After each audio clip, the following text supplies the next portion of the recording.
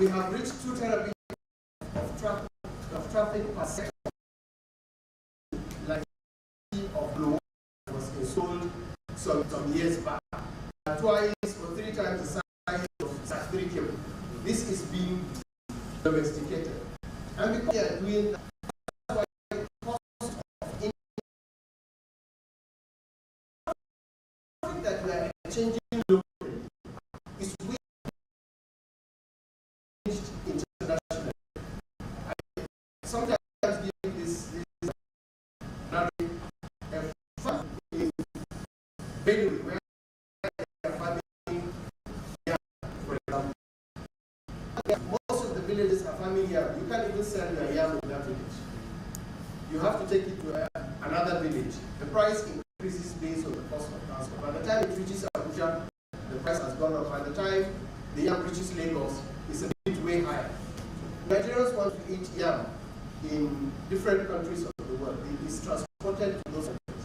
There was a time I was in Qatar. A Nigerian guy told me that he buys 1 tuber of yam at $50. So it's the same yam in one village that is cheap, in another place it's really expensive. What really happened is just the cost of transportation. So as we speak, as Nigerians, we are mostly downloading information. And that's why it's expensive. The information we're browsing is outside Nigeria. If the information you're browsing is UK, even here in Lagos, while you're in Lagos, of course it becomes, you really don't have to pay for the cost of the transportation. And that is what we are doing for Nigeria by attracting those global international players, content providers coming into the country, and therefore we have reduced the cost and it's cheaper. So it also makes, right now as we speak, Lagos the hub for West Africa. Because we are able to domesticate up to 70% of traffic, what is happening is that neighboring countries like Niger, like Ghana, like Togo, for example, we've seen ISPs, internet. It means that they don't, substantial part of the traffic will come to Nigeria, the rest go internationally. Nigeria is beyond to make sure that Nigeria is now the hub for internet content in Africa.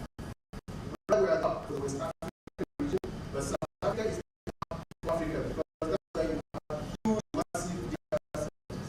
But when you look at the African region, 60 million, 230 million, and when it comes to content, Nigeria is number 1. When it comes to movies, Nigeria is number 1. When it comes to music, Nigeria is number 1. Diversity of culture, movies, Hausa, Yoruba, Igbo, and all that. Imagine digitize all the people that speak Yoruba from the if we are going to domesticate all this, then of course Nigeria is the center of gravity of Africa. Next slide, please.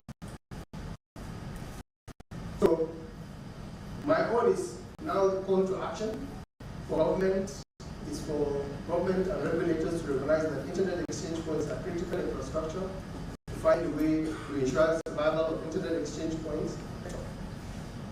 Central Bank, for example, is interconnected with us. All other private sectors that have autonomous system members should interconnect with local internet exchange points. I'm not saying us, because we have competitors, but any other internet exchange point within Nigeria.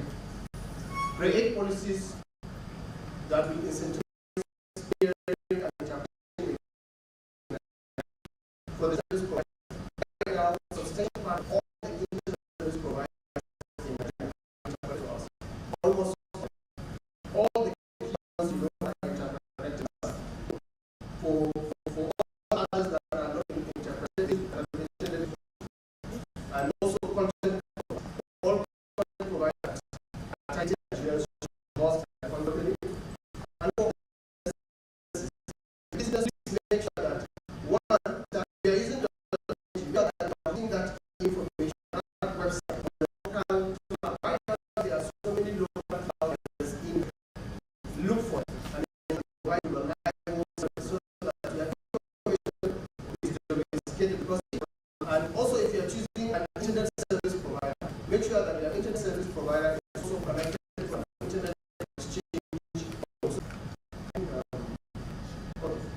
much is just it. This is the lighting. The local traffic exchange is not just technical, it's a strategic imperative for national security. We must ensure that our traffic is domesticated. It's an economic catalyst, as I mentioned earlier. It attracts data centers, more economic activity taking place in Nigeria because you don't understand is better. So thank you everyone for your time. Thank you. Thank you very much. Can we give you a round of applause? So you're hearing it first. It's breaking news. IXPN, what is breaking news? It's here. Explain to us like a 5-year-old what that you in one sentence. Help us understand so that they will clap. It's equivalent to 200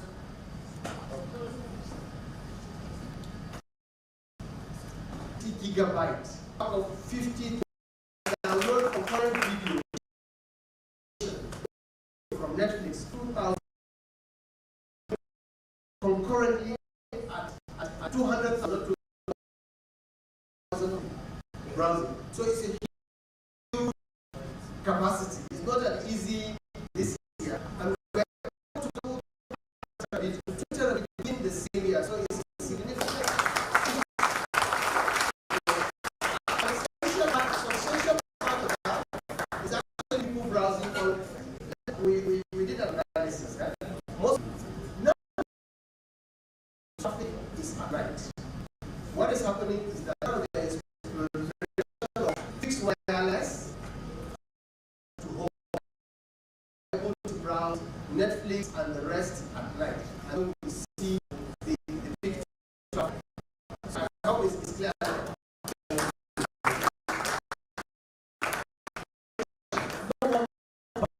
You're trying to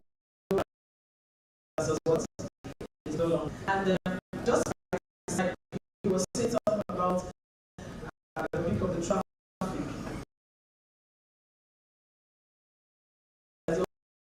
Don't give you bonus to use in the midnight as a draft.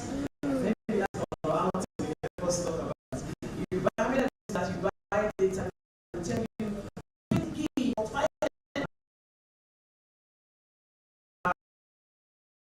the technical guys so that is ready. She is the lead of Dr. Vincent Olatunji, the National Commissioner, Nigeria Data Protection Commission, NDPC, represented this more head and NDPC. Can we give her a round of applause?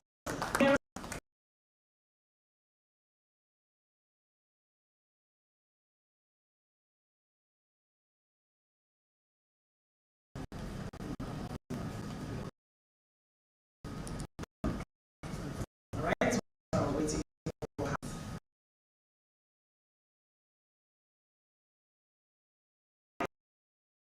Is muted, Doctor. Dr. Tolu, your mic.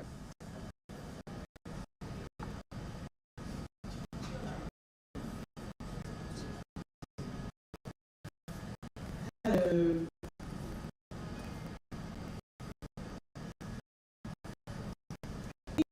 In the next while, I will try to that it's a seamless connection between us and Tulu.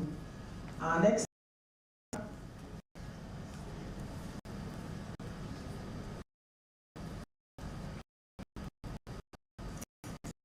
will be from AfriTECH. This is always sort of extensive experience in the health industry to our people. This meeting is being recorded. Yes,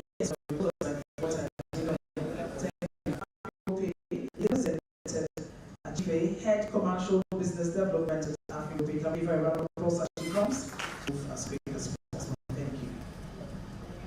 Very much. Thank you all so much for this opportunity. Jump it up my slides. Mr. Rutman, I just called you. What you presented today really resonates with me a lot, and you will see a lot of commonalities with presentation.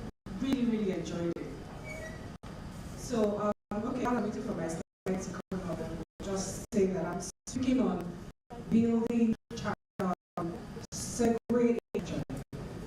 So, thank you. Mr. Ugo Basi will be joining us. The homegrown payments and retain more value within our economy system. So, that allow and proud Nigeria. What is about today, building indigenous fintech infrastructure and shaping it by the famous Albert Einstein. So it's a reminder that progress doesn't happen by doing the same things and expecting different results. Really. I mean, it's been used many times, right? So if Africa wants to change her story, especially in the digital space, we have to think differently, act differently, and most importantly, build differently. So I wanted creation. So Africa has done remarkable things in terms of technology, but we cannot continue to build locally designed, locally governed, and locally sustained. We must keep it in Nigeria and actual payments markets. And I'm going to say we've seen inclusion is not just ownership, data control, and sovereignty when we're speaking about financial inclusion. So can we move to the next slide, please?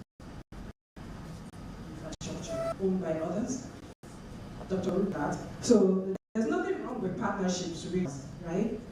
That question is what we're doing at AfriGo.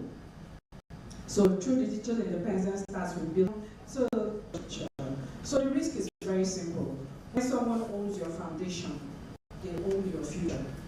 A single policy shift abroad can disrupt millions of users here.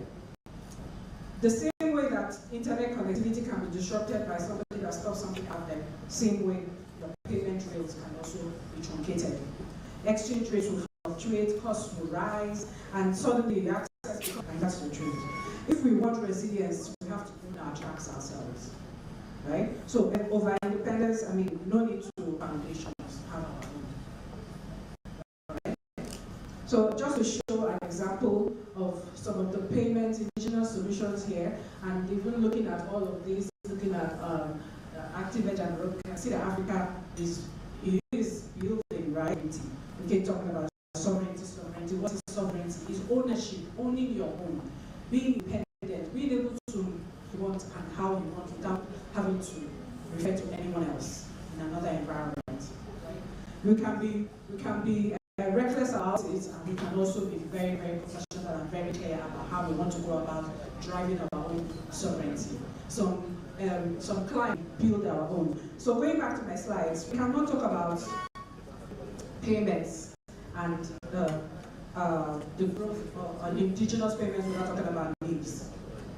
We cannot. We cannot talk about payments and indigenous business revolutionized transfers and inspired faster payments, more secure payments, more locally owned payments. We cannot. So our needs has even gone beyond that and continue to innovate with intent for our environment by building the national payment stack, which is like going further than the national instant transfer that we already have and successful transactions have already happened if you're following the news in Web Bank and the like, and so we are seeing progress there. That's local innovation. That is us owning our own infrastructure and our switch energies. So moving this to the card schemes for different reasons. If I can refer to the case of Russia, they also built their own independent national domestic card scheme, and based on that, we're able to, when they had issues with other clients, they wanted to keep their own data in their own space. So we are not trying to say, oh, we're going to recklessly do that, but we have to have our own. So, and that's why it says that Nigeria can build and power its own card ecosystem. Nigeria can reduce costs for our, human said, is a collaborative effort. So it takes me straight to the AfriGo vision. Next slide. So AfriGo was built to complement global systems, not compete recklessly, like I said earlier, but to ensure a payment scheme that innovation to serve and add value happens when what AfriGo card and any financial, I mean, one of our there's no foreign side, and that's just one of them. So, but beyond the number, and we just went fully interoperability with all our ecosystem, right? We can. So that's not perfect. Africa. So other countries are already coming to study what we're doing, to understand how we're doing it and how we're making our national sovereignty. So innovation, excellent. So I'm just like, you look at some of the things that we're doing and some of the partnerships. Now we have cards that are contactless that you can use to handle that is for transportation. You can use that same card for payments as well. So payment is layered on your transportation cards, sort of like what we have the Oyster cards and some of the other clients, but we're doing that here for our own people. So with time, we'll start seeing some of that. So we keep evolving from how it's we're improving and innovating based on the feedback from our partners. Because that's the beauty of being local, really. You can adapt fast, you can understand the market, and you can innovate with purpose.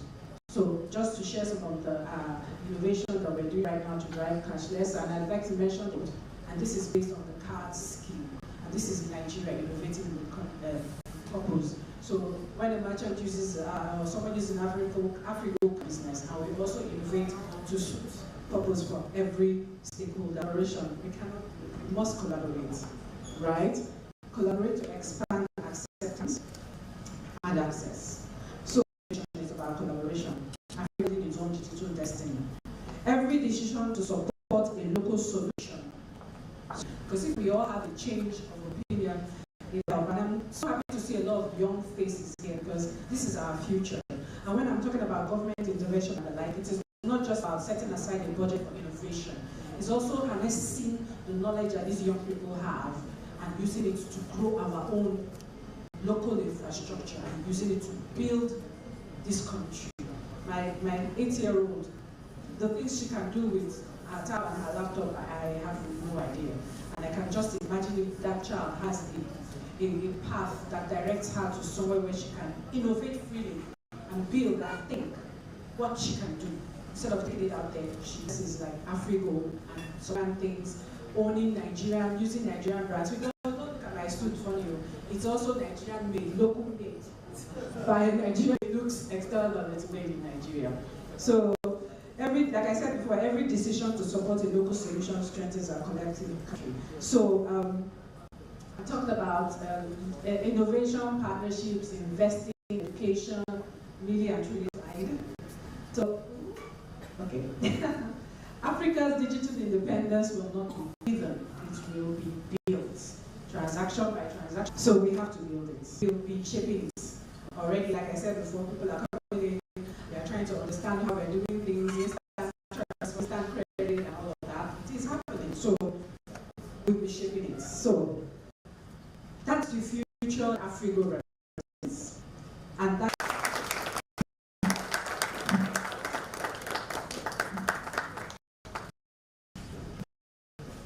I think we should leave she gets back to 6. Thank you very much.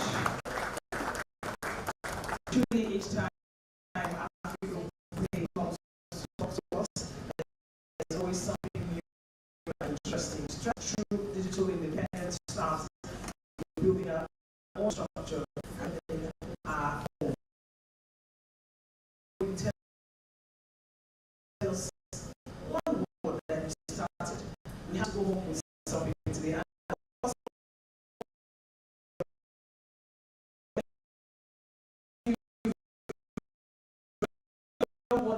I've heard of how many show of hand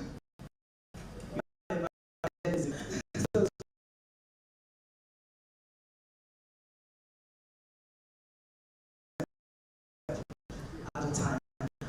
While she was giving that very brilliant presentation, I'll give it up for Mr.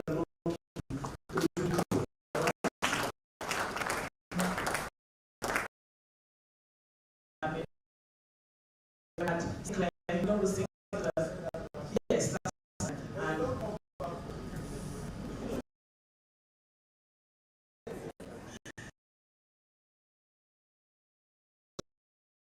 So amazing things you're doing there. And, yes, we'll move moving very quickly. Yes, Dr.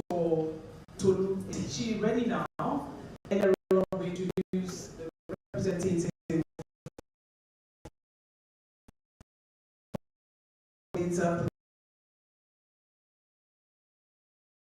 by Dr.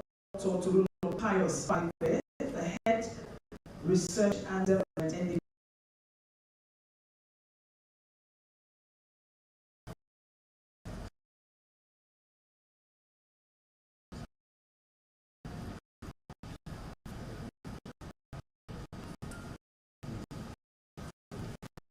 Dr. Tolu, can you hear me?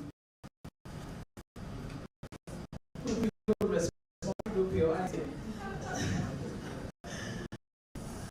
I guess she's muted. Again, I find it difficult to hear. I introduced one of our keynote speakers. He came earlier. Step aside for you. Join us. Coming up again for Mr. George, President Acting Legislative. Thank you for coming. Let's give a round of applause. Thank you. Thank you. Thank you for your time and patience. So, if Dr. Lopez is finding it difficult to the next presentation, which is defending